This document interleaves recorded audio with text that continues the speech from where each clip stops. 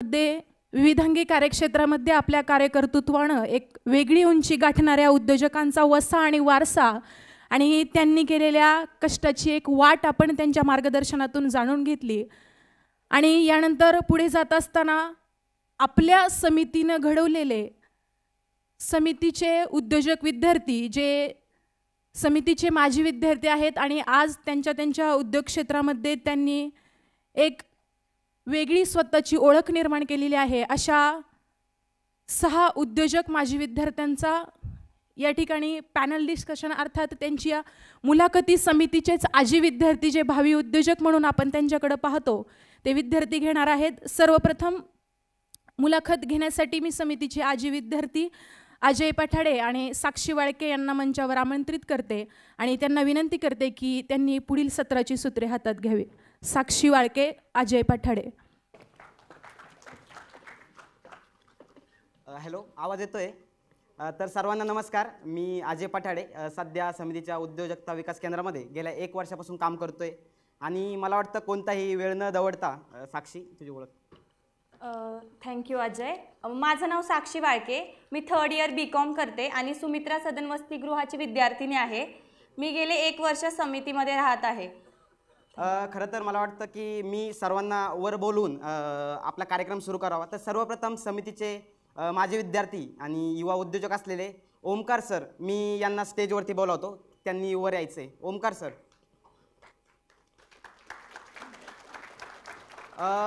10वी नंतर सरांनी 11वी-12वीसाठी मॉडर्न या महाविद्यालयात प्रवेश घेतला होता। त्यानंतर त्यांनी 11वी आणि 12वी ही 2 वर्ष समितीत काढली। समितीच्या विविध संस्कारात उपक्रमात सर वाढले आणि त्यानंतर आत्ताच एक जुलैमध्ये सरांनी श्रीराम वडापाव या नावाचा बिझनेस सुरू केला आणि फक्त गेल्या 4 ते 5 महिन्यामध्ये सरांच्या आता पिंपरी चिंचवड या भागामध्ये 6 वडापावच्या शाखा आहेत। आणि सर, मला वाटतं सरांविषयी आपण गप्पांमधूनच जास्त ऐकून घेऊ। त्यानंतर समितीचेच माजी विद्यार्थी आणि युवा उद्योजक असलेले नवनाथ सर, मी यांना स्टेजवरती बोलावतो। नवनाथ सर।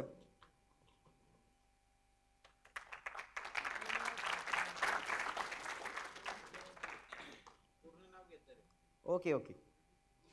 तर सरांनी 10वीपर्यंत गावामध्ये शिक्षण घेतलं। त्यानंतर 11वी-12वीसाठी सर पुण्यामध्ये आले। 11वी आणि 12वी अशी 2 वर्ष सरांनी पुण्यामध्ये काढली आणि त्याच काळामध्ये त्यांनी समितीमध्ये ते राहिले, शिकले, घडले। त्यानंतर त्यांनी 4 वर्ष अल्फाबाईट या संस्थेमध्ये, आपले तुषार रंजेकर सरांची जी संस्था आहे तिथे त्यांनी 4 वर्ष BCAचा कोर्स पूर्ण केला। त्यानंतर 10 वर्ष जॉब करून 2020 साली स्वतःचं पुस्तक विश्व आणि रुद्रा एंटरप्राइजेस नावाची एक कंपनी उभा केली आणि सांगायला अत्यंत आनंद होतोय की फक्त 4 वर्षामध्ये सरांची आता ABC चौक, कोथरूड आणि अजून एका ठिकाणी पुस्तकाची शाखा आहे। आधी मला वाटतं सरांविषयी अजून आपण पुढच्या गप्पांमध्ये ऐकून घेऊ। समितीच्या माजी विद्यार्थिनी व युवा उद्योजिका असलेल्या कीर्ती हसे मॅम यांचं मी स्वागत करते व त्यांना स्टेजवर येण्यास आमंत्रित करते। कीर्ती मॅम या शैक्षणिक वर्ष 2019 ते 11 या कालावधीमध्ये समितीत राहत होत्या व त्यांचा diploma in travel and tourism government polytechnic of Pune इथून झाला आहे। त्यांचा 4 स्टार ट्रॅव्हल नावाचा इंटरनॅशनल ट्रॅव्हल एजन्सीचा व्यवसाय आहे। त्यांच्याविषयी आपण त्यांच्याकडूनच पुढे जाणूया।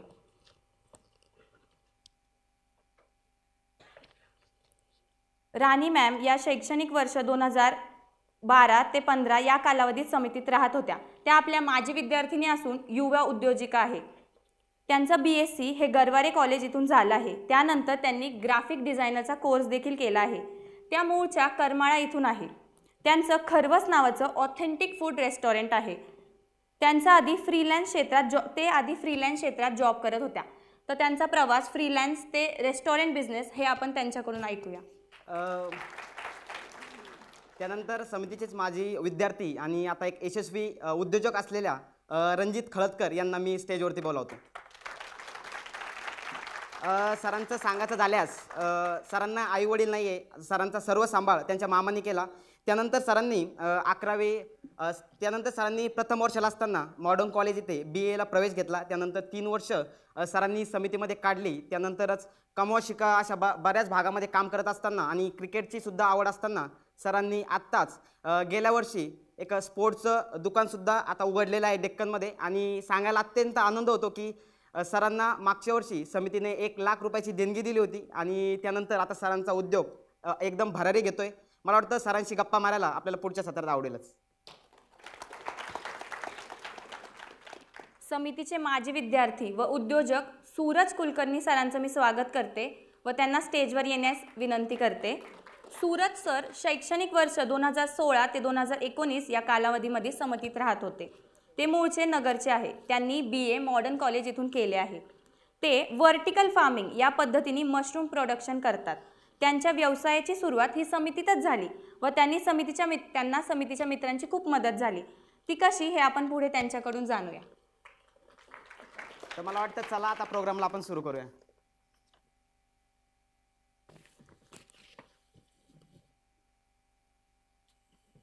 माझा पहिला प्रश्न तुमच्या सगळ्यांना हाच असेल की समितीमध्ये एवढे प्रोग्राम्स होतात ते तुम्ही कसे मॅनेज करायचा आणि त्याच्या व्यवसायामध्ये तुम्हाला काय बेनिफिट झाला आहे. सुरू करूया आपण. ओमकार सरांपासून सुरुवात करूया. हॅलो. समितीमध्ये भरपूर सारे प्रोग्राम होत असतात. कॉलेजच्या अभ्यासाव्यतिरिक्त तुमचा व्यक्तिमत्व विकास कसा जास्त घडेल याकडे समितीचं जास्त लक्ष असतं.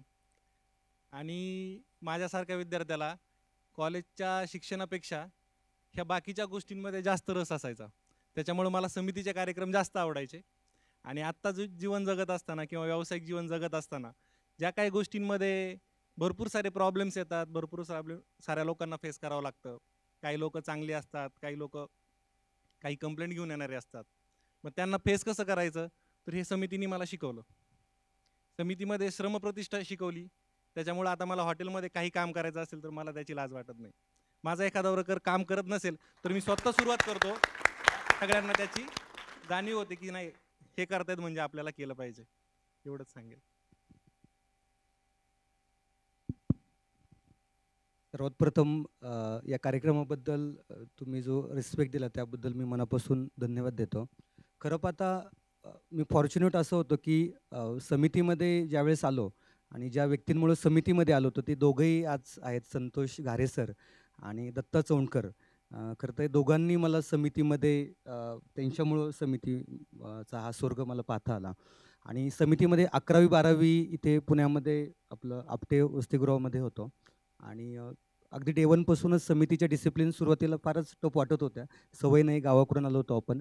पण अगदी सकाळी उठण्यापासूनच्या ज्या हॅबिट्स होत्या किंवा आरोग्याकडे लक्ष देण्याच्या ज्या हॅबिट्स होत्या ते तेव्हापासूनच सुरुवात झाली होती. आणि आज एंटरप्रेनर म्हणून एक छोटासा उद्योजक म्हणून पाहत असताना त्या आपण नाही का असं म्हणतो की कनेक्ट द डॉट्स.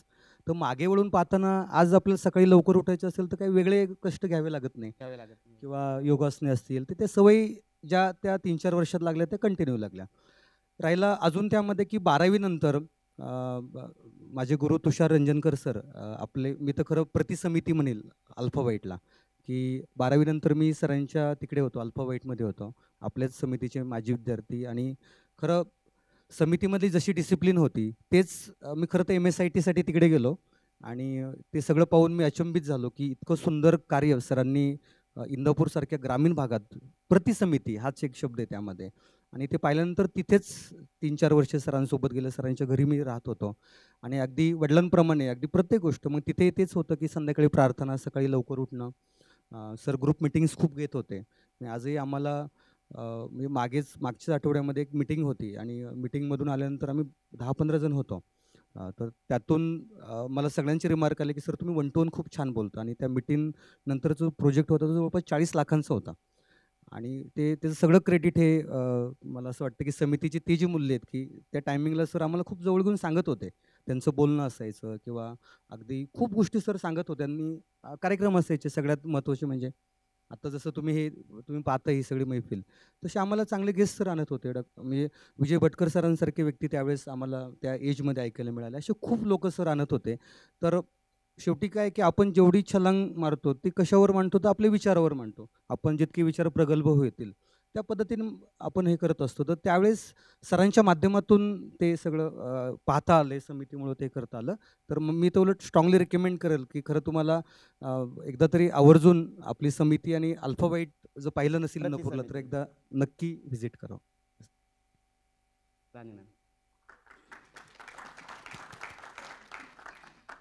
राणी सुतार 2012 ते 15 मध्ये होते. खरं तर म्हणजे समितीमुळेच माझं शिक्षण आणि पुढचं शक्य झालं.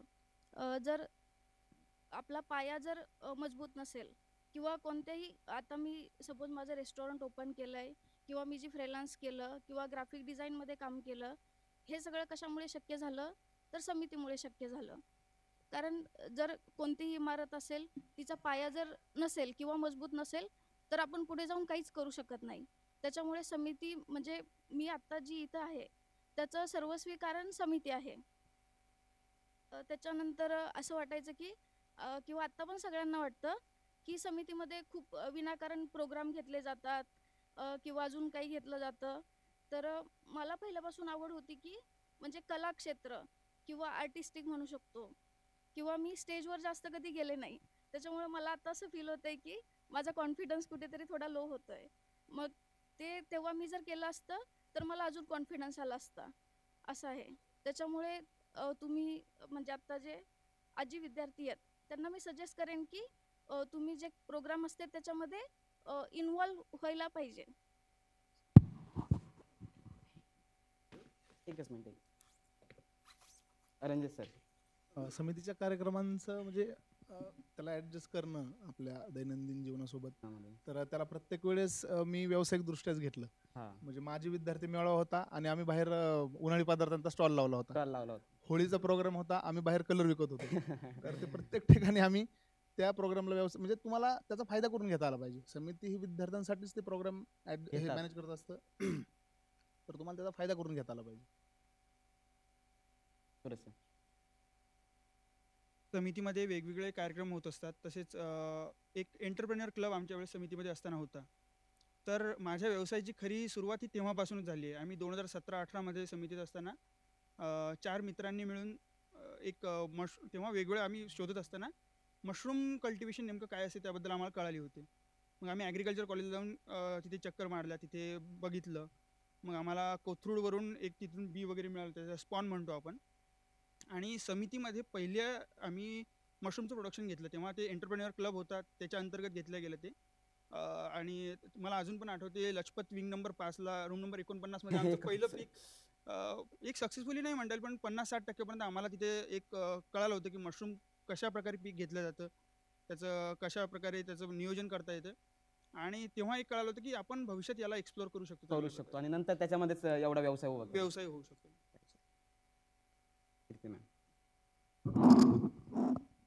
नमस्कार, मी कीर्ती हसे, मी मूळची संगमनेरची. मी स्वतःला नशीबवान समजेल की विद्यार्थी सहाय्यक समितीमध्ये मी आली.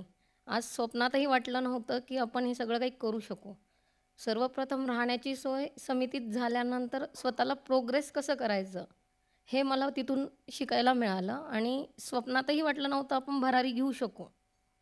तर 2018 मध्ये मी ट्रॅव्हल अँड टुरिझमचा व्यवसाय चालू केला. तर कधी फ्लाईट हा शब्द कधी ऐकलाच नव्हता, विमान हे माहीतच नाही गावाकडे असल्यामुळे. म्हणजे ST गाव सिटी ह्या गोष्टी कधी माहीत नव्हत्या. पुण्यात आल्यानंतर थोडं करत स्वतःला ग्रो करत जाऊन मी हा बिझनेस चालू केला. तर आता एक स्थिर लेवलला आहे, नॉट अ सक्सेस, पण स्टार्टअप व्यवस्थित चालू केलेला आहे. थँक्यू. म्हणजे एक ST पासून तर ते विमानापर्यंतचा प्रवास समितीमुळे घडला असं आपण म्हणू शकतो. मला वाटतं मी पहिलं तर ओमकार सरांकडे जातो. सर, तुम्हाला पहिलं मी असा प्रश्न विचारतो की पहिलं तर व्यवसाय करणं आणि त्याच्यामध्ये सुद्धा रेस्टॉरंट इंडस्ट्रीमध्ये जाणं हे खूपच वेगळं, आणि त्याच्यामध्ये सरांचं वडापावचं म्हणजे त्यांची आयडिया वडापावची. तर हे घरच्यांना पहिल्यांदा सांगितल्यानंतर त्यांचा रिस्पॉन्स काय होता, की त्यांना काय वाटलं, त्यांचे पहिला रिस्पॉन्स काय होता? घरच्यांना पहिलं तर सांगितलं मी कॉलेज करत होतो तेव्हाच त्यांना काय वाटत होतं की याला काय कुठं चांगली नोकरी भेटेल असं काही चिन्ह नाही आहे. समितीमध्ये होतो, कॉलेज चांगलं होतं, मार्क चांगले मिळत होते, इथपर्यंत त्यांचा विश्वास होता. पण नोकरी करायची म्हणजे कुणाचं तरी हा ऐकून घेईल अशी काही माझी मानसिकता नव्हती. त्याच्यामुळं मी पहिल्यापासूनच ठरवलं होतं काहीतरी करायचं. मी बऱ्याचदा मला ऐकायला जास्त आवडतं. समितीत जेवढी काही व्याख्यानं व्हायची ना त्याला मी आवर्जून जायचो. पाय दुखले तरी बसून राहायचो, पोरांना शांत करायचं, ऐका. मग बऱ्याचदा मी ऐकायचो. मग लोक सांगायची की मी ही नोकरी सोडली, मी असा निश्चय केला की मी बस स्टँडवरती, आता मला नक्की नाव आठवत नाही, आय एस अधिकारी आहेत ते. त्यांनी सांगितलं होतं ते शिक्षक असताना त्यांनी नोकरी सोडली आणि UPSCचा अभ्यास करायला सुरुवात केली. घरचे म्हटले काय वेडा आहेस का, गावातले लोक म्हटले काय वेडा आहेस का. तो म्हटला माझ्यात एवढी हिंमत आहे, मी बस स्टँडवरती पेन जरी विकायला उभा राहिलो, ज्याला वाचता लिहिता येत नाही तो पण माझा पेन खरेदी करेल, एवढी माझ्यात हिंमत आहे. हीच हिंमत होती. त्याने सुरुवात केली, घरच्यांना कन्व्हिन्स केलं आणि त्याच्यातून सुरुवात केली. सोबत पाठबळ होतं समितीच्या मूल्यांचं. समितीबरोबर मी NSSशी जोडलं गेलो होतो. त्याच्यामुळं दोन्हीकडून जी सांगड होती की आयुष्यात जगताना आपण कसं जगलं पाहिजे, त्याच्यामुळं ती कर्म, मागाशी सरांनी सुद्धा सांगितलं की आपलीच कर्म आपल्या वाट्याला येत असतात. त्याच्यामुळं कर्मावर विश्वास ठेवला आणि याच्यात उतरलो.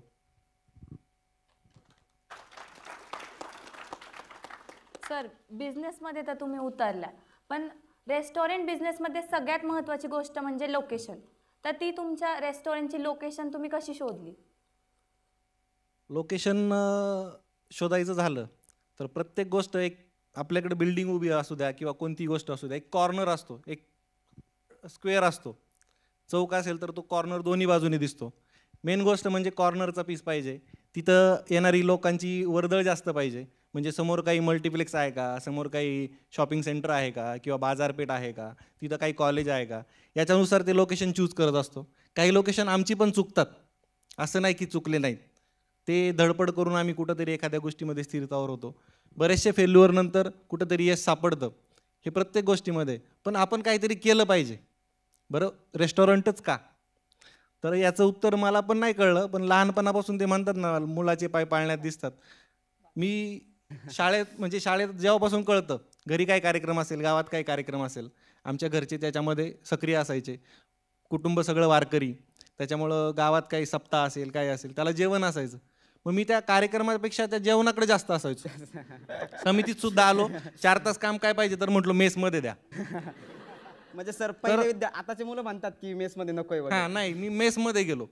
NSSला होतो, मला सगळे म्हणायचे तू किचनमध्येच का, तर मी किचनमध्ये असलो की 11वीला कॅम्प घेऊन गेलो होतो. पहिल्या दिवशी काहीच नव्हतं. आम्ही रात्री 4:30 दुपारी 4:30-5 वाजता तिथं पोहोचलो. साफसफाई केली सगळी. 8 वाजले. आता जेवायचं काय, सरांना म्हटलं मी मसाले भात घालतो. म्हटले जमेल का तुला, म्हटलं सर कसं तरी प्रयत्न करू आपण. आणि तो मसाले भात घातला आणि एवढा चांगला झाला होता की अजून पण, आता परवा दिवशी त्या कॅम्पला पण गेलो होतो 8 वर्षानंतर, तेव्हा पण सर त्याचीच आठवण सांगत होते. म्हणजे असा एक प्रवास आहे. आवड होती त्याच्यातून मग, आणि बिझनेस करताना मूळ आवड पाहिजे. तुम्हाला वेळ कसाही भेटतो, पण तुम्हाला त्याची आवड असेल तर तुम्ही कुठंच थकत नाही एखादी गोष्ट करताना. एवढंच सांगेल. माझा तर खरं तर पुढचा प्रश्न मला असा होता की आता रेस्टॉरंट उभं राहिलं, पिंपरी चिंचवड लोकेशन तुम्ही चूज केलं श्रीरामवाडासाठी, पण ते तुम्हाला जमत होतं का, तर तुम्ही आत्ता म्हणला मला ते बऱ्यापैकी जमत होतं पहिल्यापासून, पण आता काही अडचणी येतात का? आता अडचणी म्हणजे सगळ्यात मोठी अडचण रेस्टॉरंट व्यवसायातली आहे की माणसं हँडल करणं. तुम्हाला तुमची चव टिकवणं आहे. आज मी एका हॉटेलला माझ्या 11 ते 12 लोकांचा स्टाफ असतो. प्रत्येक गोष्ट मी स्वतः नाही करू शकत, मला ती त्या लोकांकडून करून घ्यायला लागते. आज मी इथं आहे तरी माझं तिकडे रेस्टॉरंट चालू आहे, स्नॅक्स सेंटर चालू आहे माझं. मग त्या लोकांशी आपल्याला कोऑर्डिनेट करावं लागतं. आपण फक्त पैसे देतोय म्हणून ती लोकं काम करतात अशी भावना नसते. बाकीकडं शिकलेली लोकं असतात, माझ्याकडे अनएज्युकेटेड लोक आहेत, 8वी 10वी कुणी शिकलेलं नसतं, अशी लोकं माझ्याकडे कामाला येतात. मग त्यांना आपण ते कसं सांभाळून घेतो. बऱ्याचसा स्टाफ हा UP बिहार साईडचा असतो. मग त्यांच्याशी आपल्याला त्यांच्याबरोबर रिलेशन कसे आहेत आपले, त्यांच्या अडचणीला आपण जातोय का, कधी कोणाच्या घरी काही कार्यक्रम असेल तर आम्हाला तिथं जावं लागतं. त्यांच्याबरोबर एक बॉन्डिंग तयार झालेलं आहे. मग ती लोकं आमच्याकडं मन लावून काम करतात.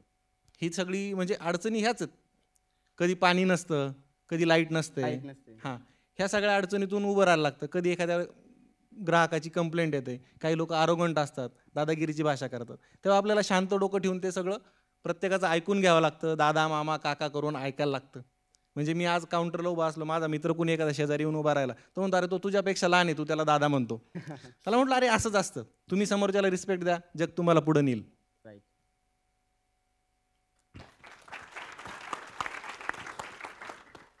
समितीचे आदर्श विद्यार्थी असणारे नवनाथ सर यांना माझा पहिला प्रश्न असा आहे की एवढे हुशार असून सुद्धा व्यवसाय करायचा कसा सुचला, आणि घरच्यांना हे सांगितल्यानंतर त्यांची प्रतिक्रिया काय होती? सगळ्यात महत्त्वाचं की म्हणजे मी 8-10 वर्ष वेगवेगळ्या कंपन्यांमध्ये जॉब केला होता आणि मला व्यवसाय करायचं वगैरे असं काही माइंडमध्ये बेसिकली नव्हतं. ते लॉकडाऊनच्या आधीचीच ही गोष्ट आहे खरं तर. तुम्हाला आश्चर्य वाटेल की मी घरच्यांना 3 वर्ष घरच्यांपासून ही गोष्ट लपवून ठेवली होती. का तर मला त्यांना ते हर्ट करायचं नव्हतं. हर्ट या गोष्टीसाठी की म्हणजे आमचं सगळं जर फॅमिली स्ट्रक्चर बघितलं किंवा सगळं हे पाहिलं तर बिझनेस खूप लांबची गोष्ट आहे आणि माझं पगारही जेमतेम तसंच असायचं. 10 ते 20 हजाराच्या मध्ये मी जेवढं काही काम केलं त्याचा पगार तो असायचा.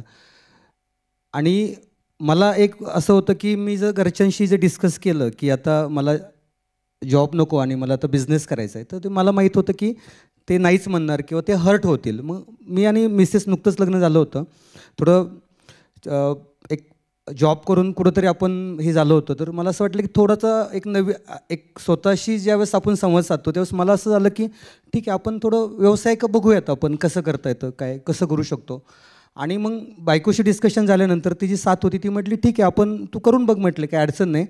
आणि त्यावेळेस ती कंप्लिंग म्हणून एक कंपनी नरेमध्येच जेमतेम पगार होता, काय फार ही नव्हतं, पण मी घरच्यांपासून लपवून ठेवलं होतं. आणि मी स्वतःला एक असं काय म्हणून आपण प्लेज घेतलं होतं की जर फेल झालो तर आपल्यापर्यंत राहील, त्यांना हर्ट होणार नाही, आपण करून बघू, आपले बेस्ट देऊन बघू. आपण आत्तापर्यंत खूप चांगलं काम केलं आहे, चांगल्या पद्धतीने काम केलं, जिथं काम केलं तिथं प्रामाणिकपणे काम केलं आहे.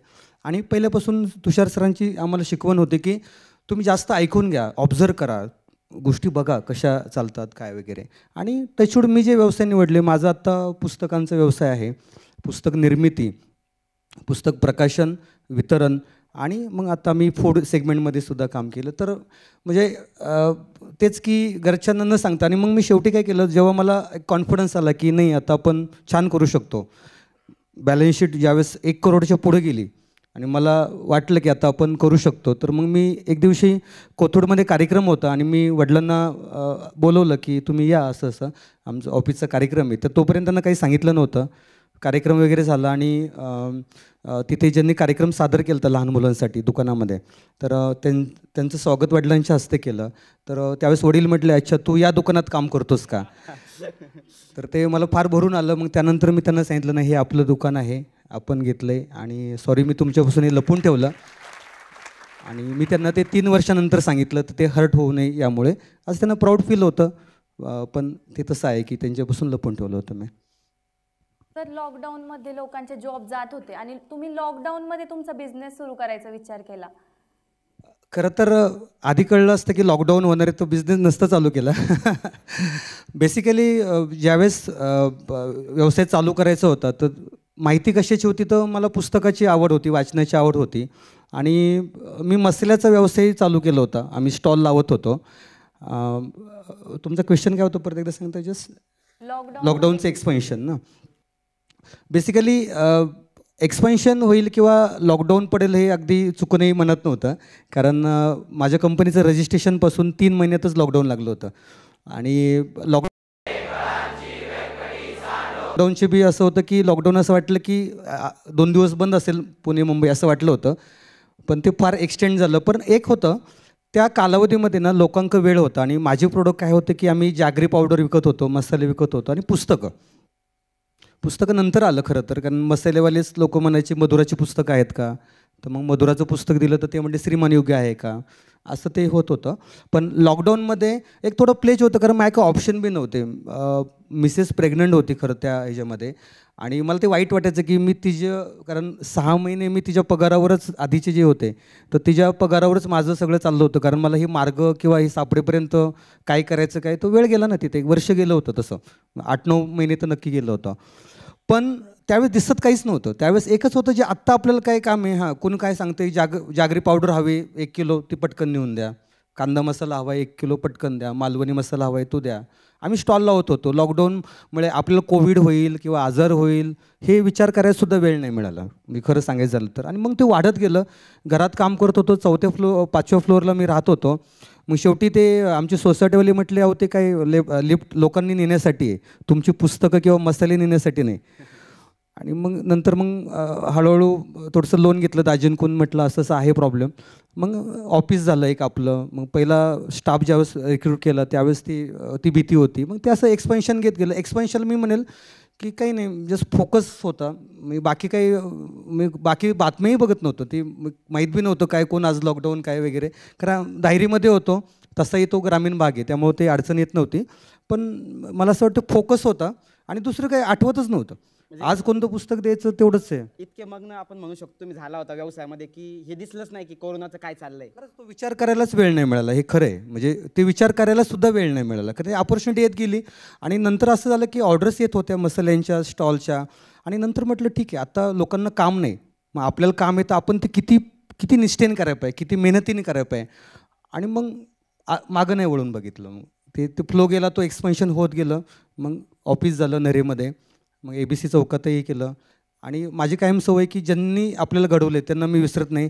त्या ऑफिसच्याही ओपनिंगला संतोष घारे सर आले होते, तुषार सर त्यावेळेस नेमके अवेलेबल नव्हते. आणि नंतरच्या सगळ्या ह्याच्यात मग ते वाढत गेलं. मग कोथरूडला गॅलरी झाली. आणि तुम्हाला आश्चर्य वाटेल, एक आनंदाची गोष्ट अशी की समितीमध्ये कमोशिका असताना सोमन काकू होत्या, त्या मी त्यांच्या खूप जवळचा होतो. अपोळण चौकामध्ये माझ्याकडं पुस्तक न्यायची जबाबदारी होती कमोशिकामध्ये, तिथून कोथरूडला पुस्तकं न्यायची जबाबदारी होती त्या ग्रंथालयाची. आणि देवकृपेने किंवा टचवूड आज अपोळण चौकातही आपलं शॉप आहे आणि कोथरूडलाही आपलं शॉप आहे. तर ते समितीचंच कनेक्ट द डॉट आहे असं मला वाटतं. थँक्यू. कीर्ती मॅम, तुमची तर ट्रॅव्हल एजन्सी आहे आणि सध्या बरेच ऑनलाईन प्लॅटफॉर्म देखील सुरू झाले आहेत, तर तुम्ही कसं टॅकल करता? सर्वप्रथम सांगेल की ऑनलाईन पहिला प्रश्न येतो फ्रॉड. म्हणजे मला जो अनुभव आला कस्टमरकडनं की ऑनलाईन करतात पण सोल्युशन किंवा कॅन्सलेशन, रिफंड तिथे पॉईंट ऑफ कॉन्टॅक्ट नसतो. तर आपण त्यातून आपला क्लायंट बेस अट्रॅक्ट करत असतो, सर्व्हिस देत असतो. ऑन टाईम कॅन्सलेशन असो, check in, seat request, packages, customer A to Z. म्हणजे आपण ज्या दिवशी तिकीट आहे त्यांचं ट्रॅव्हल डेटपासून रिटर्न येईपर्यंत माझा फॉलोअप असतो, घरी येईपर्यंत. तर ह्या इथिक्सवरती मी माझा बिझनेस रन करत असते. आणि हे सगळं झालं, पण मग ग्राहक मिळतो, पण तो मिळवल्यानंतर त्याला टिकवणं, त्याला नेहमी आकर्षित करत असणं, तर याच्यासाठी कोणत्या स्ट्रॅटेजी वगैरे तुम्ही वापरता? त्यासाठी स्ट्रॅटर्जी म्हणता येईल की सॅटिस्फॅक्शन कसं कस्टमरला A to Z service means customer घरी येईपर्यंत आपण फॉलोअपमध्ये असतो मेन. आणि सर्व्हिस ते हॉटेलला गेले तिथलं चेक इन, चेकआउट, रूम्स वगैरे ह्या सगळ्या गोष्टी बारकाईने बघितल्या पाहिजे. ट्रॅव्हल आणि मेन म्हणजे आपण सर्व्हिस काय देतो आहे. आता आपल्याला वाटतं फिरायला जाण्यामध्ये त्यामध्ये इन्शुरन्स पण असतो. ह्या ऑनलाईन लोक सजेस्ट नाही करत. मेक माय ट्रिप झालं, भरपूर साईट आहेत ट्रॅव्हल्सच्यात. तर आपण इंटरनॅशनल एअर ट्रान्सपोर्ट असोसिएशनच्या अगेन्स्ट एअर तिकीट बुक करतो. ते ITAR रजिस्टर असल्यामुळे एअरलाईनशी डिरेक्ट कनेक्शन असतं. एअरलाईनशी कनेक्शन असल्यामुळे कस्टमरला कुठलाही प्रॉब्लेम नाही तर आपण ते सॉल्व करून देतो. ही ह्या बिझनेसची खासियत मी जपलेली असल्यामुळे माझ्याकडे आत्ता पास्ट कस्टमर आणि माउथ पब्लिसिटीने माझा बिझनेस चालतो. आणि दुसरी खासियत म्हणजे मी जॉब करत असताना जजडाईलवरून इन्क्वायरी जी यायची ती मी कन्फर्म करायची म्हणजे करायची, तो कस्टमर जाऊच द्यायची नाही. मग तो रेट ब्रेक असो किंवा ऑनलाईनला मॅच करून असो, कारण तो कस्टमर वन टाईम आलाय तर तो लाईफ टाईम कसा राहील या तत्वाकडे माझं लक्ष केंद्रित असायचं. तर आज खोटं म्हणजे खरं सांगायचं म्हणजे 2018ला चालू केलं, 18 भेटलं, 19 भेटलं आणि 20 मार्चमध्ये कोरोना आला. त्यानंतर परत माझा लॅप्स पूर्ण झाला की परत मी उभी राहील की नाही वाटलं नाही.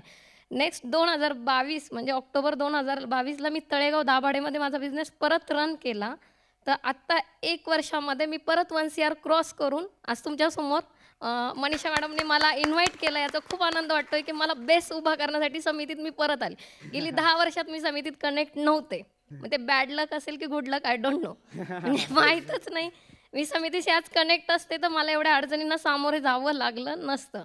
म्हणजे 2013 नंतर मी आज येते समितीत. आणि त्याचं सगळं श्रेय मनीषा मॅमकडे जात आहे.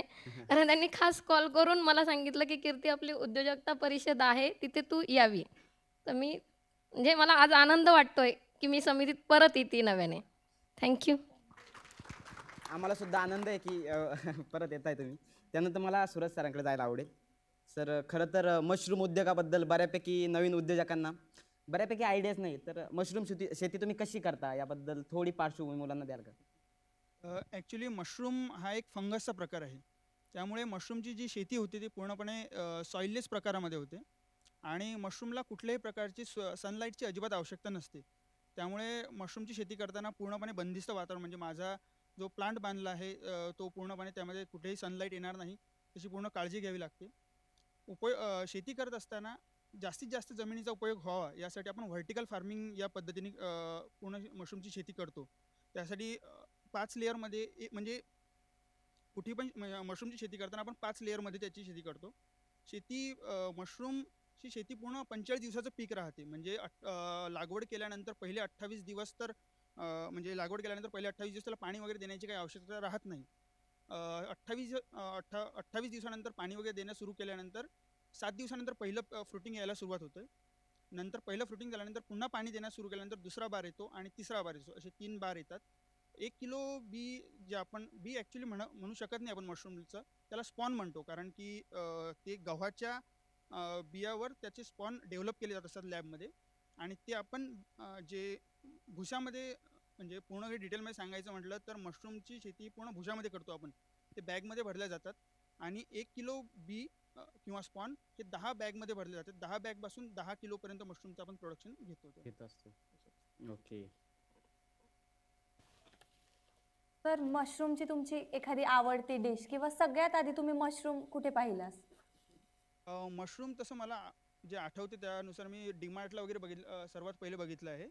परंतु मशरूमची फक्त भाजी किंवा सूप तेवढंच नसून मशरूमचे भरपूर सारे बाय प्रोडक्ट्स पण तयार होतात. म्हणजे मशरूमपासून नूडल्स पण तयार होतात, बिस्किट तयार होतात आणि मशरूमचा सर्वात महत्त्वाचा जो कन्झ्युमर आहे तो तिथं प्रोटीन कंटेंट खूप चांगला आहे मशरूममध्ये. त्यामुळे तर मशरूमची पावडरसुद्धा जी प्रोटीन पावडर आपण यूज करतो त्यामधला एक मुख्य घटक हा मशरूम असतो. असे वेगवेगळे प्रोडक्ट त्यापासून तयार होतात. माझी आवडती सूप हे मशरूम सूप आहे आणि मी मशरूम पावडरसुद्धा रोज किंवा आठवड्यातून 2-3दा घेत असतो. ओके. हे मशरूमची शेती वगैरे करायची हे तुम्हाला समितीमध्ये बऱ्यापैकी समजलं होतं. नंतर तुम्ही पण मग विकायचं वगैरे मार्केट याचा सर्च कसा केला? सुरुवातीला जेव्हा शेतीमध्ये समितीमध्ये आपण मशरूमची शेती म्हणजे किंवा तो प्रोजेक्ट केला होता तो ओके. मशरूमची शेतीचा जो प्रोजेक्ट आपण सुरुवात समितीमध्ये केली होती तो एक ॲज अ प्रोजेक्ट म्हणून केला होता. नंतर मग तेव्हा स्पर्धा परीक्षेची तयारी करत होतो आणि मग त्याचा पूर्ण टच निघून गेला. मग समिती नंतर जेव्हा पोस्टात जॉईन झालो 2-2.5 वर्ष मी जॉब करत असताना आपल्याला आता काहीतरी उद्योग करायचा आहे सुरुवात. तर तेव्हा जेव्हा ठरवलं मी उद्योग करायचं आहे आपल्याला तर पहिले 2-3 महिने मी पूर्ण म्हणजे उद्योग सुरू करण्याआधी पहिले फक्त मार्केटमध्ये फिरत होतो. ॲग्रिकल्चर कॉलेज, वेगवेगळे प्लांट्स, सुपर मार्केट्स ते कुठे कुठे अवेलेबल होते त्यासाठी पूर्ण फिरत असताना मला काही पहिले लीड्स मिळाल्या की इथे ते विकत घेऊ म्हणजे इथे विकल्या जाते. मग मी काही प्लांटमधून विकत घेऊन तिथे विकण्याचा प्रयत्न केला सुरुवातीला. मी म्हटलं एकदम आपण प्लांट सुरू करायला नको. म्हणून तशा प्रकारे विकण्याचा मग नंतर एक कॉन्फिडन्स आला की ठीक आहे आता आपण मशरूम कमर्शियली करायला काही हरकत नाही. मग 2-3 महिने मी सुरुवातीला एक 10 बाय 12च्या रूममध्ये त्याचं प्रोडक्शन सुरू केलं. 3 महिने सुरू केल्यानंतर मग मला वाटलं की आता ठीक आहे आपण प्लांट उभा करायला काही हरकत नाही. मग आळंदी रोडला मी एक जागा रेंटने घेऊन मग त्याचा प्लांट वगैरे उभा केला आणि आता छान 12 ते 15 किलोपर्यंत रोज माझं मार्केटला मशरूम विविध सुपर मार्केट्स, मॉल आणि विकली फार्मर्स मार्केटला वगैरे सप्लाय होते सध्या. त्याच्या एक किलोबद्दल रेटबद्दल काही सांगाल का? म्हणजे काय किलो वगैरे? मशरूमचा रेट जो आहे तो सध्या माझं जे आहे एक सर्वात महत्त्वाची गोष्ट सांगायची की मशरूमचे 2-3 प्रकार आहेत मार्केटमध्ये. एक बटन मशरूम आणि ऑयस्टर मशरूम असे 2 प्रकार सध्या भारतात एक्झॉटिक मार्केटमध्ये असतात. बटन मशरूमचा जो रेट आहे तो साधारणतः 125 ते 150 रुपये किलो यानुसार असतो आणि माझं जे आहे ते ऑयस्टर मशरूम आहे जे पूर्णपणे ऑर्गॅनिकली आपण प्रोडक्शन करतो त्याचं. त्यामुळे त्याचा मार्केटमधला जो एंड कस्टमरसाठी असतो तो 400 रुपये किलो यानुसार आहे सध्या.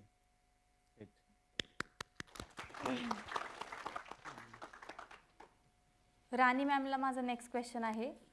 मॅम तुम्ही फ्रीलॅन्स सेक्टरमध्ये काम करत होते त्यानंतर तुम्ही रेस्टॉरंट बिझनेसमध्ये आला तर हे कम्प्लीट वेगळं सेक्टर आहे. तर फ्रीलॅन्स ते रेस्टॉरंट बिझनेसचा तुमचा प्रवास कसा होता आणि रेस्टॉरंट बिझनेस निवडायचं नेमकं कारण काय? मी फर्स्ट म्हणजे फ्रीलान्स करण्या अगोदर एक 3 वर्ष ग्राफिक डिझाईन आणि वेब डेव्हलपमेंटमध्ये जॉब केला. त्याच्यानंतर असं झालं की मी पुण्यामध्ये जॉब करत होते. लग्नानंतर मी मुंबईला शिफ्ट झाले. शिफ्ट झाल्यानंतर मग त्याच्यानंतर थोड्या दिवसामध्ये कोविड स्टार्ट झाला. सो मला तिकडे जॉब सर्च करणं पॉसिबल नाही झालं किंवा जॉईन करणं पॉसिबल नाही झालं म्हणून मी फ्रीलान्समध्ये काम स्टार्ट केलं. मग फ्रीलान्समध्ये असे प्रॉब्लेम येत होते की जे म्हणजे ज्यांना काम करून घ्यायचं आहे ते जे काम सेम कंपनी लेवलचं करून घेणार म्हणजे जी IT कंपनी त्यांना रिसोर्सेस किंवा सर्व्हिस देते त्या लेवलची आम्ही सर्व्हिस देणार. पण त्यांना रेट आहे ते कमीमध्ये म्हणजे त्याचे चार्जेस ते कमी एक्सपेक्टेड असणार त्यांना. त्याच्यामुळे मग मी तरी पण ते 2-3 वर्ष कंटिन्यू केलं. मग त्याच्यानंतर मी थोडं प्लॅन केलं की मी याला म्हणजे एखादं ऑफिस सेटअप वगैरे करू शकते का. पण कोविडमध्ये एक 2-3 वर्षामध्ये आय टी सेक्टर एवढं एक्सपांड व्हायला लागलं किंवा ए आयचे टूल यायला लागले. त्याच्यामुळे असं वाटायला लागलं की इथे इन्व्हेस्टमेंट आपण लगेच करू शकत नाही. म्हणून मग आपण दुसरा आता काही पाथ चूज करू शकतो का, असं आहे. पण हे म्हणजे खरवस उभं राहिलं, पण सुरुवातीच्या काळामध्ये तर कोणता फायनान्सचा अनुभव वगैरे नव्हता. मग ते तेव्हा कसं मॅनेज केलं? हां. ॲक्च्युली खरवस चालू करण्याचा मेन मोटो असा की मुंबईमध्ये सगळे बोलतात की म्हणजे मराठी माणूस नाही आहे वगैरे वगैरे असं काहीतरी. पण जेव्हा आपण आपलं फूड तिथं विकतच नाहीत लोक ॲक्च्युली, हा इश्यू आहे. मुंबईमध्ये प्रत्येक चौकामध्ये 2 चायनीजचे स्टॉल, 2 साऊथ इंडियनचे स्टॉल आणि 1 वडापावची गाडी, बस. याच्याशिवाय दुसरं काहीच नाही. आणि महाराष्ट्रीयन फूड म्हटलं तर एक खानावळचं ऑप्शन असं आहे. आणि त्याच्यानंतर मग नॉनव्हेजमध्ये म्हणजे चिकन असेल, मटन असेल किंवा मच्छी जे कोल्हापुरी वगैरे ते चालतात. सो मग मी असा विचार केला की आपण महाराष्ट्रीयन फूड जे व्हेजमध्ये आहे, जसं की पुरणपोळी, खरवस, बासुंदी, त्याच्यानंतर आळूवडी, कोथिंबीर वडी, असा कंप्लीट मेनू तयार केला. आणि त्याच्यानंतर मग आम्ही खरवसचा प्लॅन केला, असं आहे. म्हणजे या गरजेतूनच आपण म्हणू शकतो खरवस उभं राहिलं. म्हणजे बोलतात की मुंबईमधून मराठी माणूस जात आहे कारण मराठी माणूस पाऊल पुढे टाकत नाही किंवा स्वतःचं तिथं अस्तित्वच क्रिएट करत नाहीये. त्याच्यामुळे तो म्हणजे मागे पडत चालला आहे, असं आहे. आणि खरवस मागं काय, म्हणजे खरवस नाव म्हणजे बऱ्याच जणांना आश्चर्य वाटत असेल की खरवसच का? ओके. ॲक्च्युली म्हणजे मराठी युनिक आणि ऑथेंटिक नावं आम्ही सर्च करत होतो. त्याच्यामध्ये मग केळवण, खरवस वगैरे आम्ही असे बरेच नावं काढले. मग त्याच्यामध्ये केळवण आणि खरवस दोन्ही फायनल झाले होते. मग मुंबईमध्ये खरवसच्या नावाखाली एक मलाई विकली जाते, जी सगळ्या मुंबईमध्ये विकली जाते. त्याला लोक खरवस बोलतात. फक्त पनीरसारखे क्यूब असतात त्याचे आणि स्वीट असते, असं आहे. मग त्याच्यामध्ये कस्टर्ड पावडर, अंडं वगैरे असं वापरून करतात. मग ती मुंबईमध्ये फेमस आहे खूप, पण ती म्हणजे ॲक्च्युअल खरवस नाही आहे, असं आहे. मग ते एक झालं. आणि केळवणचं असं झालं की खरवसचं मला एक जे प्रोडक्ट आहेत म्हणजे जेवण सोडून म्हणू शकतो किंवा थाळी सिस्टम सोडून आळूवडी असेल, कोथिंबीर वडी असेल किंवा पुरणपोळी, बासुंदी, हे मला छोटे छोटे आउटलेट्स काढून त्याला पुढे ब्रँडिंग करायचं आहे, असं. मग केळवण आहे ते कसं येतं, कंप्लीट जेवण येतं. मग त्याच्यामुळे मी खरवस चूज केलं. मॅम, तुम्ही मुद्रा लोन घेतलंय, तर मुद्रा लोन ची काय प्रोसिजर आहे हे आमच्या मुलांना नक्कीच ऐकायला आवडेल. हां. ॲक्च्युली काय आहे, कोणता पण बिझनेस स्टार्ट करताना एकतर छोट्यापासून जर बिझनेस स्टार्ट करायचा असेल, जसं की 10,000, 15,000, 20,000, मग आज इन्व्हेस्ट केले, या महिन्यामध्ये इन्व्हेस्ट केले आणि ते पुढच्या महिन्यामध्ये माझे त्याचे म्हणजे डबल होतात ते पैसे, तर त्याच्यामध्ये लोन वगैरेची गरज पडत नाही. पण तुम्हाला एखादं प्रोडक्शन किंवा सेटअप करायचं असेल तर लोन किंवा म्हणजे इन्व्हेस्टमेंट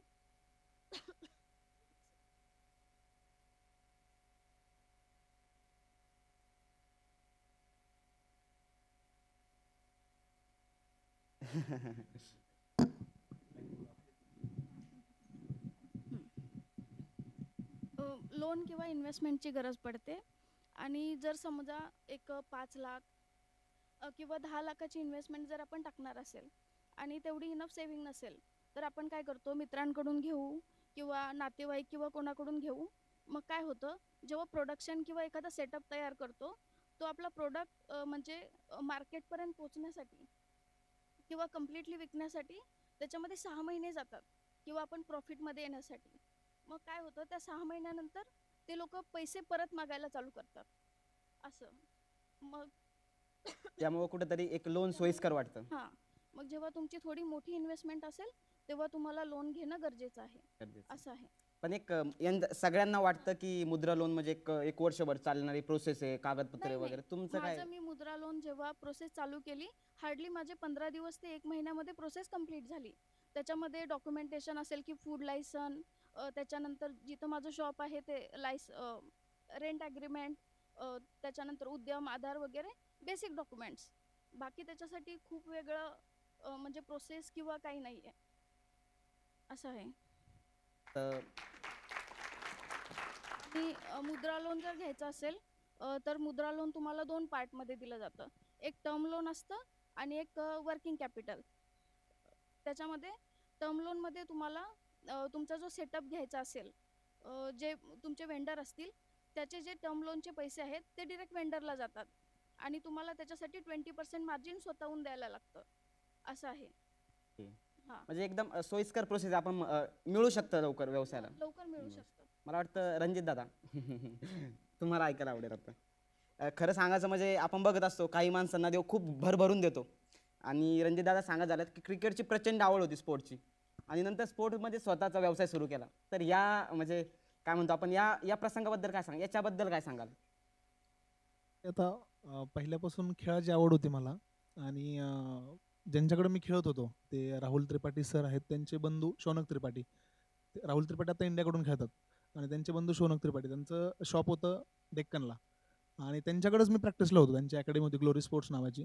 तर त्यांच्याकडे अकॅडमीला असताना मी हॉस्टेलमध्ये राहायचो आणि पार्ट टाइम जॉब त्यांच्याकडे करायचो आणि मग माझा पूर्ण क्रिकेटचा जो खर्च आहे ते स्वतः करायचे.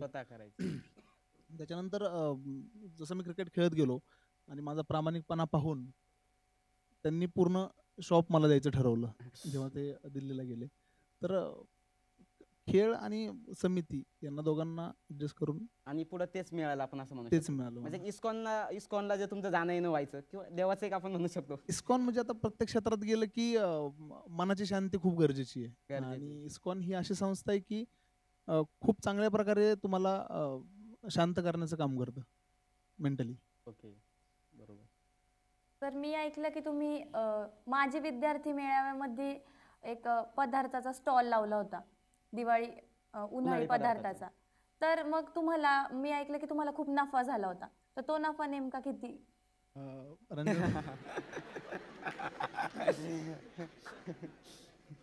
मला समितीमध्ये काही अडचण आली किंवा कुठलंही काम आलं तर मी पहिलं रंजनकर सरांच्या पाठीमागे लागतो. म्हणजे रंजनकर सरांच्याच ह्याचे उपदेशाने आम्ही तिथं स्टॉल लावला. रंजनकर सरांचं मार्गदर्शन घेतलं आणि आम्ही जवळपास 4 ते 5 जण होतो, जे की त्यांचे मुलांच्या ज्या आई आहेत तर त्यांच्याकडून घरून ते सगळे उन्हाळी पदार्थ करून घेतले आणि माझी विद्यार्थी मंडळाच्या नंतर आम्ही मेळाव्याच्या नंतर बाहेर स्टॉल लावला. तर जवळपास आम्हाला त्या स्टॉल मागे 25,000चा नफा झाला 4 जणांमध्ये.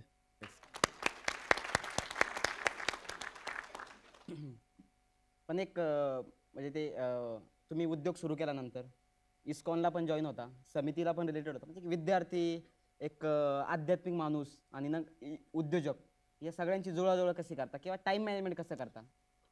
टाइम मॅनेजमेंट बघा, माझं तर पहिलं ठरलं होतं, मी ज्यावेळेस क्रिकेट खेळत होतो त्यावेळेस क्रिकेटमध्येच करिअर करायचं ठरलं होतं. पण कालांतराने हळूहळू मला कळायला लागलं की वर जायचं म्हणलं की आर्थिक परिस्थिती तुमची स्ट्रॉंग लागते. क्रिकेट म्हणजे आता सगळं पैशावरच चाललेलं आहे वर गेलं. तर त्याच्यानंतर मला जसं मी हॉस्टेल सोडलं तसं मी पालकांकडे माझी रंजनकर सरांनी सोय केली समितीनं राहायची. तर तिथून मी शॉपला काम करायचो, पालकांकडे पण राहायचो आणि क्रिकेट पण खेळायचो. या 3 गोष्टी ॲडजस्ट मी वेळ पाहून केल्या त्या. आणि त्याच्यानंतर जिथं प्रामाणिकपणा माझा सरांनी पाहून, सरांनी मला खूप म्हणजे पाहिलं, वर्ष 2 वर्ष 3 वर्ष मी जवळजवळ सरांकडे 5 वर्ष प्रॅक्टिसला होतो. 5 वर्ष सरांनी मला पाहिलं, माझा प्रामाणिकपणा पाहिला आणि एक रात्री आम्ही असंच निवांत बसलो होतो कामावरून, सरांना मी हिशोब देत होतो दिवसभराचा. तर सरांनी मला विचारलं की तू शॉप चालवतो का? हे मला ती चेष्टा वाटली सरांची की शॉप चालवायला म्हणतात. त्यावेळेस माझ्या खिशात 100 रुपये होते फक्त आणि आम्ही पूर्ण त्या ह्याचं शॉपचं हे काढलं, स्टॉक चेकिंग काढलं तर ते 18 लाखाचं होतं. मला वाटलं सर चेष्टा करतायत, पण मी त्या ठिकाणी हा म्हणलो, हा ठीक आहे सर चालवेल म्हणलो. आणि दुसऱ्या दिवशी सरांनी खरंच ते त्यांचा स्कॅनर काढला आणि माझ्या नावाचा स्वतःहून एक स्कॅनर बनवून आणून तिथं ठेवला शॉपच्या तिथं आणि मला म्हणलं आजपासून हे पेमेंट सगळं तुझ्या अकाउंटला येईल आणि तुम्हाला थोडे थोडे करून पैसे दे. तर मग हळूहळू मी पैसे जमा केले आणि ते सरांना रिटर्न देऊन टाकले. मग एक समितीमध्ये त्याच काळामध्ये तुम्हाला 1 लाखाचं काहीतरी लोन मिळालं होतं, त्याचा युटिलायझेशन तिथं कसं केलं? त्याचं युटिलायझेशन बघा, मी ते सगळं पेमेंट जे होतं ते मला सरांना रिटर्न करायचं होतं पहिली गोष्ट म्हणजे, आणि नंतर जे लोन घेतलंय ते मला लोकांना रिटर्न द्यायचं होतं. तर ते पहिले जे पैसे मी जमा केले ते पूर्ण मी सरांचा आधी नील केलं, पूर्ण जे रक्कम होती ती. आणि त्यानंतर हळूहळू आता लोकांचे मी जवळपास मला बघा 18 लाख रुपये 20 लाख रुपये माझ्यावर लोन होतं. तर आत्ता माझ्यावर फक्त 2 ते 3 लाख रुपये लोन आहे एका वर्षामध्ये, 8 महिन्यांमध्येच. ओमकार सरांना माझा एक शेवटचा प्रश्न असा आहे की कधीतरी असं झालंय का की ग्राहक तुम्हाला असं बोललेत की आज वडापावची चव थोडी खराब आहे किंवा आणि ती वडापावची चव मेंटेन करण्यासाठी मग तुम्ही काय करता? एकदा नाही अनेकदा असं होतं. बऱ्याचदा काही तक्रारी ह्या जेन्युइन असतात. कधीतरी काही लोक हिनवायला सुद्धा येतात. काय होतं, 10 लोकांना वडापाव दिला तर 10 लोकांना तुमचा वडापाव आवडेल असं नाही. प्रत्येकाची चव वेगवेगळी असते. 6 लोकांना आवडतो, 4 लोकांना आवडत नाही. ज्या 6 लोकांना आवडलाय त्या लोकांना तीच चव कशी देता येईल याच्याकडे आम्ही पहिली याला प्रायोरिटी देतो. आता ज्या 4 लोकांनी कंप्लेंट केल्यात त्यातल्या 4ही लोकांना आम्ही विचारतो, सर नक्की काय प्रॉब्लेम झालाय? म्हणजे मीठ कमी आहे, फोडणी जास्त झाली आहे, की बेसन पातळ आहे.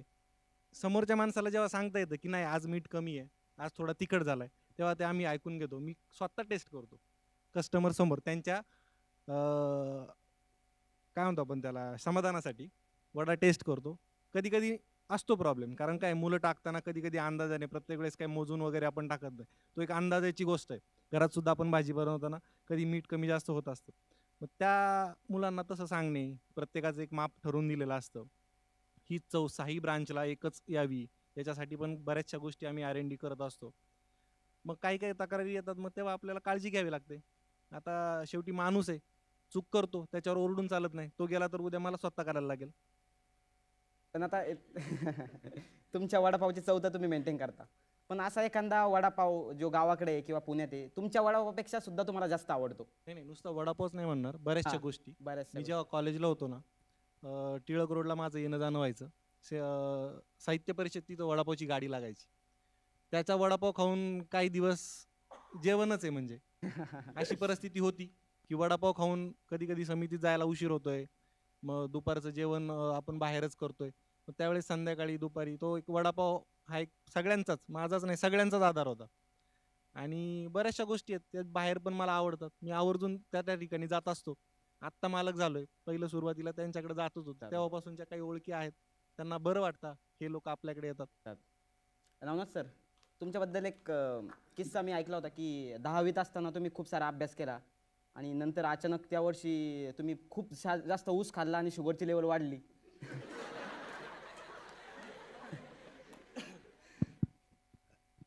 अनफॉर्च्युनेटली खरं आहे बेसिकली. ॲक्च्युली तो किस्सा असा होता की 1ली ते 9वीपर्यंत स्कॉलर म्हणजे आता ते आत्ता वाटते तसं म्हणजे ते काय साधारणतः एक 80-90% पर्यंत असायचो. 9वीला 92च्या वगैरे आसपास होते. आणि गंमत झाली अशी की मी 10वीला असताना त्या कालावधीमध्ये आमच्या जवळपास तिथले मला वाटते 100 शेतकऱ्यांनी मिळून नदीवरून पाणी आणलं होतं. त्याआधी आमच्या शेतामध्ये पाणी येत नव्हतं. म्हणजे पहिल्यांदा ऊस होता तो. पहिल्यांदा ते पीक होतं. आणि अनफॉर्च्युनेटली झालं असं की खरंच ते खूप खाण्यात आलं तो. आणि त्यामुळे त्याचे फार मोठे परिणाम मला पुढले 5-6 वर्ष भोगावं लागले. शुगर लेवल वाढली आणि ते असं ठरवलं गेलं की 10वीला परीक्षाच द्यायची नाही आता, कारण ते कारण ऑपरेशन, आपलेच समितीचे डोनर आहेत मराठी डॉक्टर, ते डायग्नोज केल्यानंतर असं कळलं की ते ऑपरेशनच करावं लागेल, कारण ते नाकाचे हाड आणि बाकी बरेच प्रॉब्लेम्स क्रिएट झाले होते. तर ती फॅक्ट आहे की ते तसं घडलं होतं. आणि मग नंतर मग थोडं ऑपरेशन केलं आणि मग त्याचा इफेक्ट असा पडला की 10वीला मला जे 90 मार्क जी पडायची परंपरा होती तिथं ते जरा ब्रेक झाला. तर तिथे मला वाटतं काही 70 वगैरे मार्क पडले आणि थोडं फ्रस्ट्रेशन आलं. मग 11वी-12वी फारच त्रासदायक गेलं आणि त्यातून बाहेर पडायलाही मला 3-4 वर्ष पुढे. मग त्यानंतर ते 2 वर्षाच्या काळामध्ये एक कमावा शिकामध्ये तुम्ही काम केलं सोनम काकूकडे. तर आता हाताखाली 10-20 लोकांना कामाला ठेवता, पण ते कमावा शिकायची कधी आठवण होती का की आपण इथं काम करत होतो वगैरे? ॲक्च्युली खरं तर दर सेकंदाला आठवण होती, कारण समितीचं जे काही आहे ते विसरू शकत नाही आपण ते. आणि सोमन काकू म्हणजे तो माझा पहिलाच कमोशका होती आणि टचवूड की ती पुस्तकाच्या रिलेटेडच होती. पुढे जात असताना प्रवासामध्ये खरं तर पुस्तकापासून मी पळत होतो. पुस्तकात काम करायचे असं काही ठरून बिरून काही नव्हतं. पण त्यांच्यामुळं पहिल्यांदा खरं तर ना की अवांतर म्हणजे आपण अकॅडमिक पुस्तकं सोडून अवांतर पुस्तकं असतात ते काकूंनीच दाखवलं. ओके. कारण त्यांचा तो क्लब असायचा, कोथरूडला ज्यावेळेस पुस्तकं द्यायचो त्यावेळेस ते कधी एखाद्या घरी नसतील तर ती पुस्तकं सोबत ठेवायचो आपण. आणि खरं तर ते काकूंचे तो जो फ्लो मोमेंट होता की ते सांगायचे हे पुस्तक आहे ह्यांना द्यायचं, या पुस्तकात असं आहे वगैरे. तर ते माइंडमध्ये ते थोडंसं प्रेरणा. आणि नंतर मग समितीमध्ये लायब्ररी होतीच आपली आपटेमध्ये. आणि अजून प्लस पॉईंट म्हणजे अल्फाबाईटला ज्यावेळेस गेलो आपली समिती तुषार सरांकडे, आणि तिथेही परत योग असा घडून आला की सरांनी बी मला सुरुवातीला लायब्ररीचंच काम दिलं तिथं. आणि सरांक एक फाईल होती ज्यामध्ये 200-300 आर्टिकल्स होते. मलाही आज ते एकदम क्लिअर आठवते. आणि सरांनी त्यांच्या कारकिर्दीमध्ये म्हणा किंवा त्यांच्या ह्याच्यामध्ये सरांनी ते आर्टिकल जपून ठेवले होते. त्यामध्ये दीपक शुकारपुरांचे लेख असतील किंवा खूप मान्यवर लोकांचे लेख होते. आणि सरांनी मला सांगितलं की तू स्वतः वाचायचं आधी, आणि जसं तेव्हा आपण चर्चा करू, आणि ग्रंथालयामध्ये बी काम करायचो तू. आणि मग ते पुस्तक वाचून मग मुलांना सांगायचं या पुस्तकात काय आहे, त्या पुस्तकात काय आहे. तर असं थोडंसं ती जर्नी पुढे त्यानंतर गेली. पुस्तक विश्वामध्ये फायदा झाला असं आपण म्हणू 100% फायदा झाला. 100% म्हणजे झालाच त्याचा फायदा. मला वाटतं थांबावं लागेल. उद्यम शिबिरामध्ये पण सेम अनुभव होता की उद्योजक माजी विद्यार्थी आले की आमच्या गप्पा संपतच नव्हत्या. तशीच परिस्थिती आजही या ठिकाणी आहे. खूप छान संवाद या ठिकाणी झालेला आहे. आपण सर्वजण आपल्याच माजी उद्योजक विद्यार्थ्यांचे जोरात टाळ्या वाजवून या ठिकाणी अभिनंदन करूया. पुढचं काम अंगारकी करते. समितीच्या आजी विद्यार्थ्यांसाठी, आजी उद्योजक विद्यार्थ्यांसाठी तुमचा एक संदेश. एक म्हणजे काय सांगाल तुम्ही या विद्यार्थ्यांना? मी एवढंच सांगू शकते, सोन्याची संधी कधी येत नसते, संधीचं सोनं करणं आपल्या हातात असतं. आणि हाच संदेश खूप मोलाचा आहे. आणि भरारी घेण्याचं स्वप्न बघितलं तर ते पूर्ण होतच, पण ते आपल्या कर्तृत्वावर डिपेंड. थँक्यू.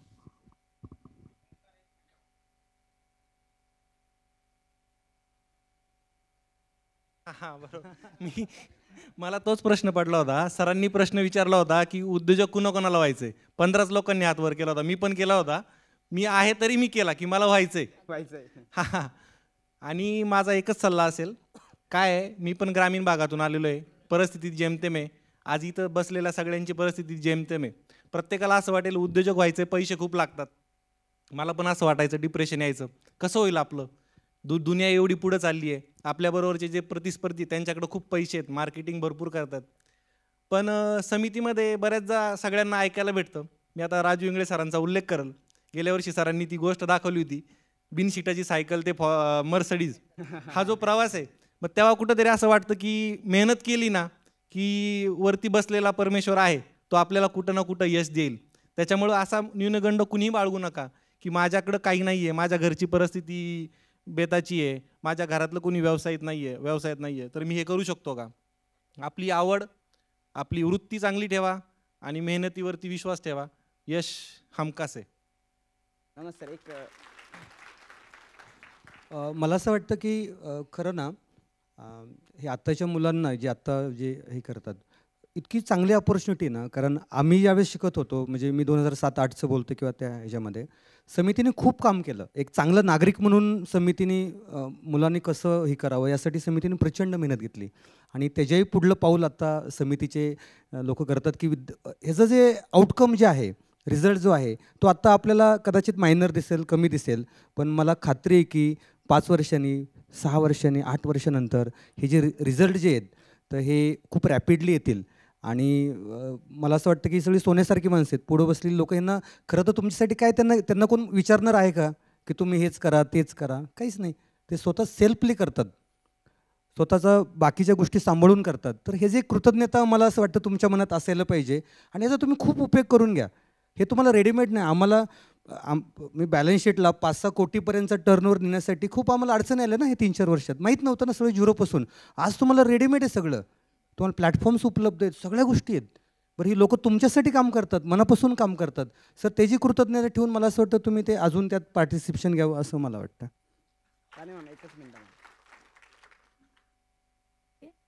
बऱ्याच मुलींना असा प्रश्न पडतो की म्हणजे मुलींनी बिझनेसमध्ये यायला पाहिजे का वगैरे. तर आता सध्याच्या युगामध्ये किंवा सध्याच्या काळामध्ये म्हणू शकतो, मुलींवरती असे किंवा मुली किंवा मुलं याच्यामध्ये असे कोणतेच लिमिटेशन नाही राहिलेले. त्याच्यामुळे मुलींनी पण बिझनेसमध्ये भाग घेणं आता गरजेचं आहे किंवा मुलींनी स्टार्टअप करणं खूप गरजेचं आहे. कारण त्या तेवढं स्किलफुली किंवा मॅनेजमेंट जे आहे ती थोडी क्वालिटी मुलींकडे जास्त असते असं म्हणू शकतो. त्याच्यामुळे माझी मुलींना रिक्वेस्ट असेल की त्यांनी बिझनेसमध्ये यायला पाहिजे आता सध्या. मॅम, मला सांगायला आवडेल की समितीमधल्या 80% विद्यार्थिनी या उद्योजकता विकास केंद्रामध्ये आहेत. असं म्हणायला हरकत नाही की समितीच्या उद्योजकता केंद्रामधल्या एकूण आकड्यापैकी 80% या विद्यार्थिनी आहेत. मला असं सांगू वाटेल की प्रामाणिक राहा, आपल्या कामाशी प्रामाणिक राहा आणि व्यावसायिक व्हायचं नसेल तर कमीत कमी व्यवसायाची भावना जरी ठेवा आणि पुढच्या वेळी हात नक्की वरती करा. मला असं सांगायला आवडेल की कुठलाही पण उद्योग सुरू करताना एकदम पूर्ण सेटअप किंवा बसवण्याच्या आधीच थोडा अभ्यास करून त्याचा एक्सपेरिमेंट करून बघा. त्याचा थोडा अनुभव घ्या, मार्केटमध्ये थोडं फिरून बघा. कदाचित तुमच्याकडे प्रोडक्ट स्वतः अवेलेबल नसेल तर बाहेरून कुठून तरी विकत घेऊन थोडं त्याची विक्री करून बघा की तुम्हाला विकायला जमतं आहे का, त्याला मार्केटमध्ये तशी डिमांड आहे का. जर असेल तर नक्की तुम्ही त्यामध्ये फुल फ्लेज उतरायला काही हरकत नाही. आणखी एक दुसरं मला सांगायला आवडेल की आपल्या समितीचं वैशिष्ट्य असं आहे की आपल्या इथे सर्व फील्डची मुलं आपण इथं असतो. म्हणजे फक्त इंजिनिअरिंगचीच आहेत किंवा फक्त BSc करणारे आहेत असं नसते. त्यामुळे आपण समितीमध्ये असताना पण आणि समितीमधून गेल्यानंतर माजी विद्यार्थी झाल्यानंतर पण समजा कनेक्टमध्ये राहिलो एकमेकांच्या, तर ज्या गोष्टीसाठी आपल्याला पैसे मोजावे लागतात सुरुवातीला, त्याच गोष्टी आपले मित्र सर्व आपल्याच ग्रुपमधले असल्यामुळे एक विश्वासाने खूप चांगल्या प्रकारे आपण करू शकतो. म्हणजे सध्या आम्हाला कधी काही करायचं असेल तर CA म्हटलं तर आमचीच मित्र असतात, जे समितीमधूनच आम्ही ग्रुपमध्ये होतो. किंवा कधी आम्हाला काहीतरी कुठलं लायसन्स काही काढायचं असेल तर ॲडव्होकेट म्हटलं तर समितीमधलाच मित्र असतो. कधी हे असेल तर म्हणजे सिनियर विद्यार्थी असतात किंवा काही, तर समितीच्या कनेक्टमध्ये राहून ग्रुपमध्ये राहिलो तर खूप चांगल्या प्रकारे त्याचा फायदा होऊ शकतो.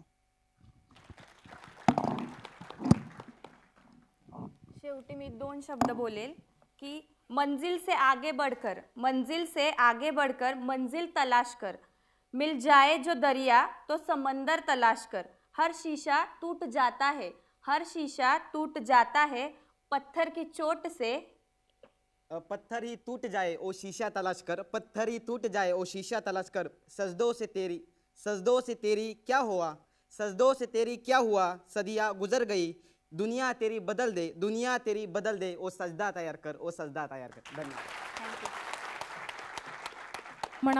मनापासून धन्यवाद सर्वांचे. यानंतर आत्ताच्या या मुलाखत सत्राचा आपण समारोप करत आहोत. मुलाखत देणारे समितीचे सर्व उद्योजक माजी विद्यार्थ्यांचा सन्मान आपण आपल्याच समितीच्या उद्योजक माजी विद्यार्थ्यांकडून करत आहोत. सर्वप्रथम नवनाथ जगताप सर पडद्याआड जात असलेल्या वाचन संस्कृतीला जाणीवेचे नवे अंकुर देऊन शाश्वत मूल्यांची अखंड आराधना आणि सर्वांग सुंदर पूजा मांडण्याचा यज्ञ पेटवणारं आपणासारखं व्यक्तिमत्व आम्हा समितीकरणासाठी कायम प्रेरणादायी आहे. आपलं मनापासून आभार. आणि समितीचेच माजी विद्यार्थी संदीप इंगवले सरांना मी विनंती करते की आपण नवनाथ जगताप सरांना सन्मानित करायचे.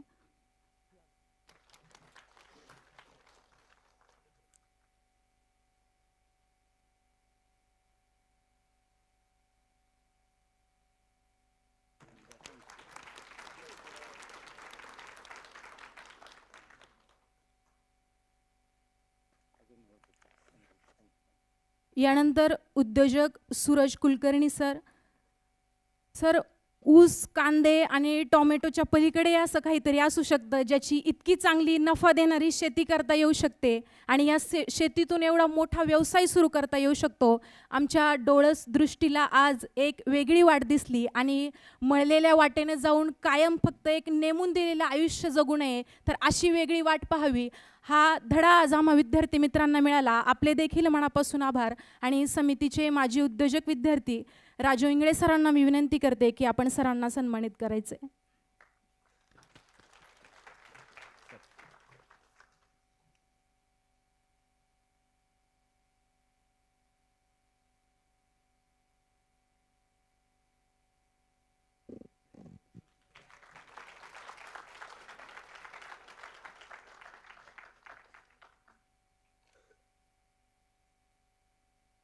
यानंतर उद्योजक रणजित खळदकर स्वतःशीच स्पर्धा करत स्वतःतलं सर्वोत्तम गाठून नव्या जगाच्या प्रश्नांवर एक सुंदर उत्तर शोधणारं आपल्यासारखं व्यक्तिमत्व प्रेरणादायी आहे. आपलं मार्गदर्शन आम्हाला निश्चितपणे मोलाचं ठरलं आणि मागील वर्षी आपल्याला दिलेल्या बीज भांडवलाची आपण परत केलेल्या रकमेतून आणखी एक आपल्यासारखा नवा उद्योजक निश्चितपणे उभा राहील अशी मी समितीच्या वतीनं आपणाला खात्री देते.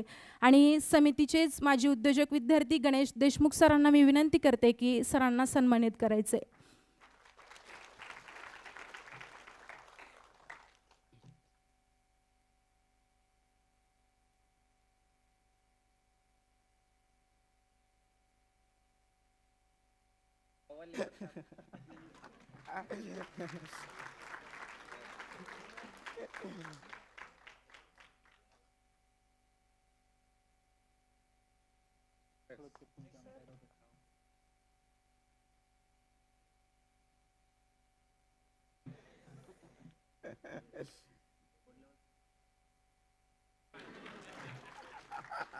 धन्यवाद. यानंतर उद्योजक ओमकार अरगडे सरांच्या मुलाखतीतून एक गोष्ट खूप प्रकर्षानं जाणवली की उद्योग व्यवसायामध्ये आलेल्या तक्रारी, टीका किंवा तिरक्या नजरेने बघणाऱ्या वृत्तीचा इतका सुंदर आणि सकारात्मक उपयोग केल्याच्या नंतर व्यवसाय कोणत्या उंचीला जाऊ शकतो. म्हणजे मी एक वाक्य खूप छान ऐकले की शत्रूनं तुमच्याकडं लिंबू जरी फेकून मारलं तरी आपण त्याचा सरबत करून प्यायचा. हे यशस्वी जीवनाचं सगळ्यात मोठं सूत्र आहे आणि या सूत्राच्या जोरावर आज आपण आपलं स्वतःचं आणि समितीचं नाव इतक्या मोठ्या उंचीवर नेले. आपले मनापासून आभार. आणि समितीचे माजी विद्यार्थी संतोष घारे सरांना मी विनंती करते की सरांना सन्मानित करायचे.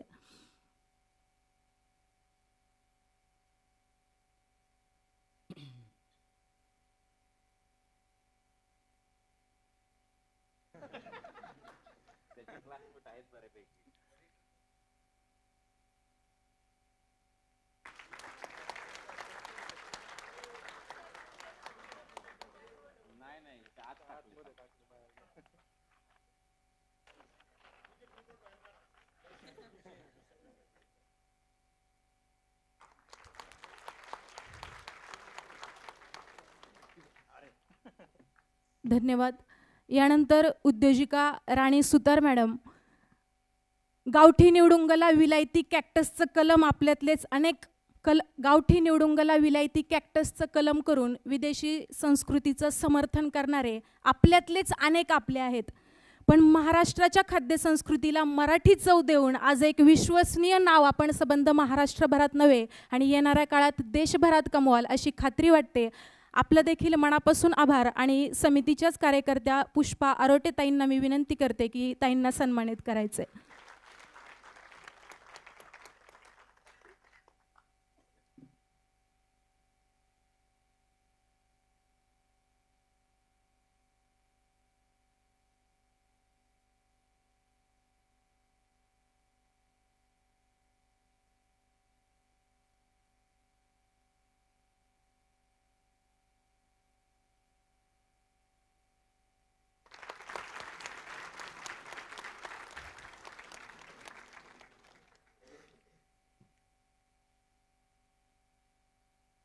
धन्यवाद. यानंतर उद्योजिका कीर्ती हासे मॅडम. ताई, नुकत्याच प्रदर्शित झालेल्या बाईपण भारी देवा या चित्रपटामध्ये एक खूप सुंदर संकल्पना सांगितलेली आहे की YOLO, you only live once. या एकदाच लाभलेल्या दुर्मिळ मानवी आयुष्याला जगाचं दर्शन घडवण्याचा आपण आपल्या व्यवसायाच्या माध्यमातून पुण्यकर्म करत आहात. ही सर्वांसाठी अभिमानाची बाब आहे आणि येणाऱ्या काळात तुमच्या माध्यमातून समितीची शैक्षणिक सहल आम्ही निश्चितपणे काढू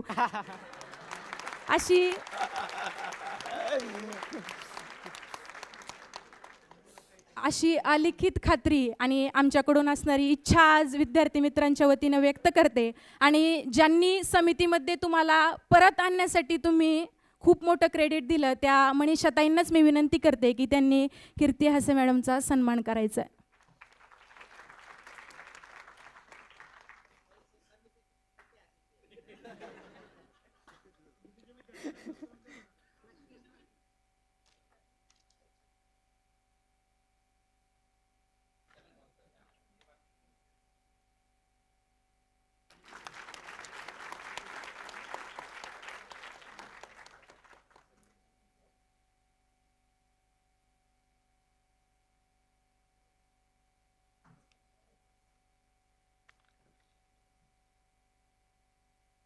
मनापासून धन्यवाद. आणि यानंतर last but not the list, ज्यांनी मुलाखत दिली त्यांचे आभार आपण मानले, पण ज्यांनी मुलाखत घेतली ते साक्षी आणि अजय. आज मुलाखत घेण्याच्या खुर्चीवरती तुम्ही बसलेल्या होत्या. येणाऱ्या 4 ते 5 वर्षात किंबहुना तुम्हाला हवे तितक्या वर्षात येणाऱ्या काळात तुम्ही त्या खुर्चीवरती बसलेला असाल अशी अपेक्षा समितीकरांच्या वतीने तुमच्याकडून व्यक्त करते आणि दोघांनाही पुढील वाटचालीसाठी खूप खूप शुभेच्छा देते. आणि आधीच नामोल्लेख केल्याप्रमाणे समिती उद्योजक परिषद 2023 यामध्ये आज आपण यावर्षीचं बीज भांडवल समितीचेच उद्योजक माजी विद्यार्थी सूरज कुलकर्णी सरांना देणार आहोत. मी समितीचे कायम विश्वस्त भाऊसाहेब जाधव सरांना विनंती करते की आपण मंचावर यावं.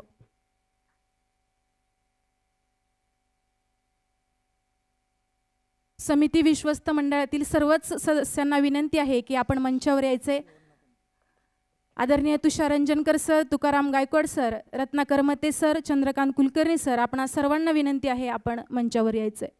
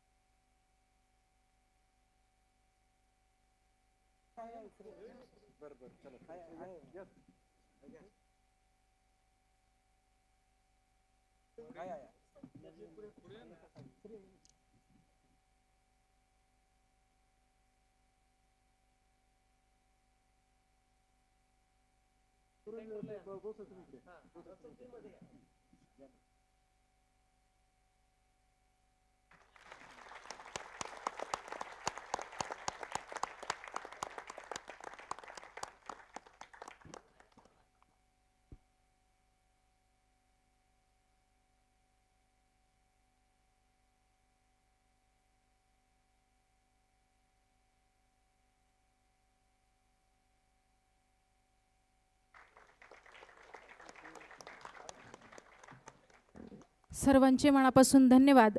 सर्व उद्योजक माजी विद्यार्थ्यांना मी स्थानापन्न होण्याची विनंती करते आणि कार्यक्रमाच्या पाहुण्यांना मी मंचावरच स्थानापन्न होण्याची विनंती करते.